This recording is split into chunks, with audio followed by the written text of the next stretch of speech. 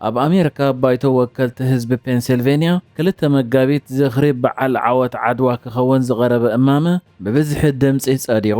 እዚ HR 441 ዝብል መፀውዒ ዝተዋህቦ ውሳነ ንኹናት ዓድዋ ብወግዒ ኣፍልጦ ዝህብ ታሪኻዊ ሰነድ ኮይኑ ኣብ መዝገብ ሓጋጋ ኣካላታ ግዝኣት ብቐዋምነት ክሰፍር እዩ። ብመሰረት እቲ ውሳነ ኸኣ ኣብ ግዝኣት ፔንሲልቬንያ 2 መጋቢት 2026 መበል 130 ዝኽሪ ኩናት ዓድዋ ኮይኑ ክምዝገብ እዩ። እቲ ውሳነ ኣባላት ባይቶ ሪፓብሊካንን ዴሞክራትን ዝደገፍዎ ኮይኑ ብዓብላሊ ድምፂ ዳርጋ 195 ደጋፍን 6 ተቃውሞን ይጸዲቑ። እቲ እማመ ቅድሚ ኣዋርሒ ዝቐረበ እኳ እንተኾነ ብውሽጣዊ ኣሰራርሓ እቲ ባይቶ ሓሊፉን ዘተታትን ተገይሩልዩ ኣብ መወዳእታ ዝሓለፈ ሰሙን ተወሲኑ። እቲ እማመ ብሴኔተር ቤንጃሚን ሳንቼዝ እዩ ናብ ባይቶ ወከልቲ ህዝቢ ፔንሲልቬንያ ዝቐረበ። ነቲ እማመ ኣብ ዘቕረበሉ መዓልቲ ኸኣ ንባይቶ ኣብ ዘስምዖ መደረ ኩናት ዓድዋ ንኣፍሪቃውያንን ኣሜሪካውያንን ዘለዎ ዓቢ ትርጉም ዘዘኻኽር እዩ ክብል ተዛሪቡ።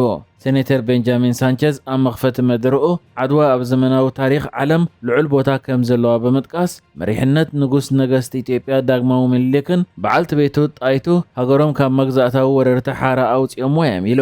እዚ ድማ ንኹሎም ኣብ ፔንሲልቬንያ ዝነብሩ ኣፍሪቃውያን ኣሜሪካውያንን ኣፍሪቃዊ መበቆል ዘለዎም ኢትዮጵያውያን ነበርቲ ፔንሲልቬንያን ዓብይ ምንጪ ሓበን ምዃኑ ተቒሱ። ባይቶ ወከልቲ ህዝቢ ግዝኣት ፔንሲልቬንያ ብወገኑ ኣብ መርበ ሓበሬቱ ኣብ ዘውፅኦ መግለጺ ኤውሮጳውያን ሃገራት ንሃገራት ኣፍሪቃ ኣብ ዝገዝኡሉ እዋንን እተን ሃገራት ፈጺመን ሓራ ዘይወፃ ኣብ ዝመስላሉ ዝነበረ እዋን ኢትዮጵያ ሓርነታ ብምኽባራ ንዓወት ዓድዋ ንኢዱ። ብተወሳኺ እቲ ሰነድ ኢትዮጵያ ኣብ 1920 ክፍለ ዘመንን ዘይተገዝአትን ብሓይልታት ዓለም ኣፍልጦ ዝረኸበትን ኣፍሪቃዊት ሃገር ምዃና እውን ይገልጽ። በዚ ኸኣዩ ግዝኣት ፔንሲልቬንያ 2 መጋቢት መዓልቲ ዓወት ዓድዋ ኮይኑ ክእወጅ ውሳነ ከም ዘሕለፈ ተፈሊጡ ዘሎ። ኣብ ርክብ ኢትዮጵያን ኣሜሪካን ዝሰርሕ ኮሚቴ ህዝባዊ ጉዳያት ኣሜሪካ እውን ነቲ ውሳነ ንኢድዎ እዩ ዝርከብ። ከም ዝፍለጥ ኣብታ 13 ሚልዮን ህዝቢ ዝቕመጣ ግዝኣት ፔንሲልቬንያ ብዙሓት ኢትዮጵያውያን ኣብ ፊላደልፊያን ካልኦት ዓበይቲ ከተማታትን እታ ግዝኣት ይቕመጡ እዮም። ቅድሚ ሕጂ ሓደ ካብ ላዕለዎት ቀንዲ ሰበስልጣን ትግራይ ከምኡ ድማ መንግስቲ ፌደራል ዝነበረ ገብሩ ኣስራት ምስ ናይ ኢትዮጵያ ማዕከን ዘሪፖርተር ገይርዎ ኣብ ዘሎ ቃለ መሕተት ኤርትራ ንኢትዮጵያ ክትመቃቅል እያ ትደሊ ዘላ ብምባል ቀንዲ ዕላማ ኤርትራ ምስ ግብፅን ሕወሓትን ኮንካ ንኢትዮጵያ መመቃቀል እዩ ክብል ተዛሪቡ። ንሱ ኣብቲ ቃለ መሕተቱ ብዛዕባ ጽምዶ እውን ተዛሪቡ ዘሎ ኮይኑ ንጽምዶ ከዓ ፖለቲካውን ወተሃደራውን ርክባት ኤርትራን ትግራይን እምበር ከምቲ ንሶም ዝገልጽዎ ህዝቢ ምስ ህዝቢ ዝግበር ርክባት ኣይኮነን ድሕሪ ምባል ጽምዶ ኣብ መንጎ ሕወሓት ኤርትራ ከምኡ ድማ ናይ አልቡርሃን ሓይልታትን ብተዘዋዋሪ መንገዲ ድማ ግብፅን ዝግበር ዘሎ ርክባት እዩ ኢሉ። ቀንዲ ዕላሙ ድማ ንውሽጣዊ ኩነታት ኢትዮጵያ ከምዚ ብእስ ምግባርን ገጽ ኸኣ ፈለግ ኣባይ ዘለዋ ረብሓታት ንምሕላው ኣብ ጥቕሚ እተውዕለሉ ምንቅስቓስ እዩ ክብል ገሊጽዎ።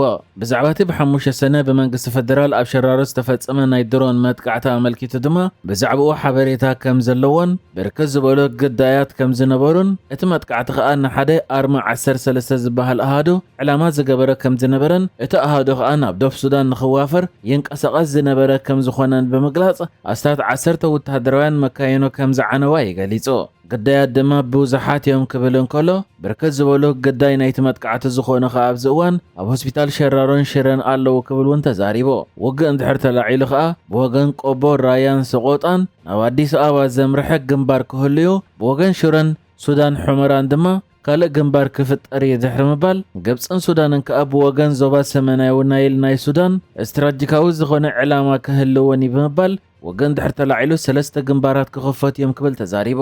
ኣብ ውሽጢ ትግራይ ዘሎ ኩነታት ኣመልኪቱ ድማ ገብሩ ኣስራት ሕወሓት ምስ ኤርትራ ፖለቲካን ወተሃደራውን መልክዖም ተጻሚዶም ዘለዉ ድሕሪ ምባል ህዝቢ ምስ ህዝቢ ኣይተጻመደን እቲ ኣብ ኤርትራ ዘሎ ኣገባብ ኣመራርሓ ድማ ናብ ትግራይ የምጽዎ ኣለዎ ክብል ንግፋህ ምእላይ ሲቪካዊ ማሕበራት ኣብ ልዕሊ ማዕከናት ዝግበር ምጽንጻን ከምኡ ድማ ብብዝሒ ምእሳር ከም ኣብነት እዩ ጠቒስዎ ዘሎ። እዚ ኣብ ሙሉእ ቃለ መሕተቱ ንኤርትራ ከም ተጸባኢት ሃገር ገይሩ ጠቒስዎ ዘሎ ገብሩ ኣስራት ንሕወሓት ተጠቂማ ድማ ቀንዲ ዕላምኣ ምዕናው ኢትዮጵያ እዩ ኢሉ። ኢትዮጵያ ኣፍ ደገ ባሕሪ ናይ ምርካብ ባህጋ እንዳኸበደን እንዳተዓፀወን ይመጽእ ምህላው ተገሊጹ። ኣብ ሓንቲ ናይ ኢትዮጵያ ዘሪፖርተር እትበሃል ማዕከን ወፂኣ ኣብ ዘሎ بركز ዝበሉ ተንተንቲ ርእይቶኦም ዝሃብሉ ጸብጻብ ኢትዮጵያ ኣፍደገ ባሕሪ ንኽትረክብ ክትገብሮ ጸንሐት መንቀሳቓሳት በቲ በቶም ኣፍደገ ባሕሪ ንኸይትረክብ ዲፕሎማስያዊ ርክባት ዝገብሩ ዘለዉ ወገናት ዝግበር ዘሎ ዲፕሎማስያዊ ርክባት ዳርጋ እንዳተዓፀወ ይመጽእ ከም ዘሎን እታ ሃገር ከዓ ብኹላ ኣንፈታት ኣፍደገ ባሕሪ ክትረክብ ዝነበራ ባህጊ እንዳፀበበ ይመጽእ ምህላው ተገሊጹ። ካብቲ ተጠቒሱ ዘሎ ኣብነታት ከዓ መንጎ ኤርትራን ግብፅን ዝግበር ዘሎ ርክባት ብፍላይ ድማ ንመስመራት ባሕሪ ዝመልከት ዝግበር ዘሎ ርክባት ዝተጠቕሰ ኮይኑ ኣብ ጉዳይ ቀይሕ ባሕሪ ክልቲአን ሃገራት ዝገብርኦ ዘለዋ ርክባት ከዓ ኢትዮጵያ ኣፍደገ ባሕሪ ንምዕጋት ምዃኑ እውን ተገሊጹ። ከም ዝፍለጥ ገለ ሰበስልጣን መንግስቲ ፌደራል ኢትዮጵያ ግብፂ ንናይ ኢትዮጵያ ናይ ኣፍደገ ባሕሪ ንምዕንቃፍ ትንቀሳቐስ ኣላ ብምባል ከሲሶም እዮም። ብጀካዚ እውን ኢትዮጵያ ናይ ኣፍደገ ባሕሪ ባህግታታ እንዳፀበበ ዝመጻሉ ዘሎ ምኽንያት እታ ምስ ኢትዮጵያ ናይ ምርድዳእ ሰነድ ፈሪማ ዝነበረት ሶማሌላንድ ዘይከም ቅድሚ ሕጂ ኣብዚ እዋን ብእስራኤል ናይ ሃገር ኣፍልጦ ረኺባ ብምህላዋ ነቲ ናይ ሃገር ኣፍልጦ ንምርካብ ምስ ኢትዮጵያ ዝነበራ ዝምድና ዳርጋ ብዙሕ ኣቓልቦ ትገብረሉ ከም ዘየላን እዚ ድማ ንኢትዮጵያ ካብቲ ካልእ ኣፍደገ ባሕሪ ንኽትረክብ ዝኽእላ ዝነበረ ዕድላት ዘፅበበ ምዃኑ ተተንቲኑ። ብጀካዚ እውን እቲ ኣብ መንጎ ኤርትራን ትግራይን ተፈጢሩ ዘሎ ጽምዶ ዝብል ርክብ ሓደ ካብቲ ኢትዮጵያ ናብ ኤርትራ ኣንፈት ኣምሪሓ ኣፍደገ ባሕሪ ንምርካብ ፈተነ ንኸይትገብር ዝዓግት ተፈጢሩ ዘሎ ልፍንቲ ብዝብል እዩ ተጠቒሱ ዝርከብ። ብጀካዚ እውን ኣሜሪካ ምስቲ ኣብ ኢራን ዘሎ ኩናት ኣብ ቀይሕ ባሕሪ ዝኾነ ምርግጋእ ክህሉ ዘይትደሊ ብምዃና ኣብ ዝሓለፈ ቀረብ እዋን ድማ ምስ ኤርትራ ዘለዋ ርክባት ከተመሓይሽ ብምጅማራ ኢትዮጵያ ብመንገዲ ኣሜሪካ ጌራ እውን ናይ ኣፍደገ ባሕሪ ባህግታታ ክውን ንምግባር ዝነበራ መደባት ዳርጋ እንዳተዓፀወ ይመጽእ ምህላው ተጋሊጹ።